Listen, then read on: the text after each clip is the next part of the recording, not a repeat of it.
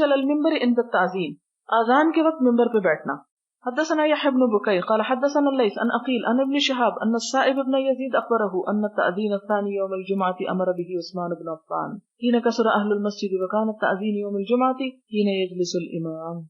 باب التأذين عند الخطبة. حدثنا محمد بن مقاتل قال أخبرنا عبد الله قال أخبرنا يونس عن الزهري قال سمعت السائب بن يزيد يقول إن الآذان يوم الجمعة كان أفضله حين يجلس الإمام يوم الجمعة على المنبر في عهد رسول الله صلى الله عليه وسلم وأبي بكر وعمر رضي الله عنهما، فلما كان في خلافة عثمان رضي الله عنه وكثروا، خلافت عثمان میں جب لوگ زیادہ ہو گئے، امر عثمان یوم الجمعة بالآذان الثالث فأذن به على الزوراء فثبت الامر على ذلك، تو تیسری آذان زورا کی جگہ پہ جا کے ہوئی اور اس سے یہ بات ثابت ہو گئی.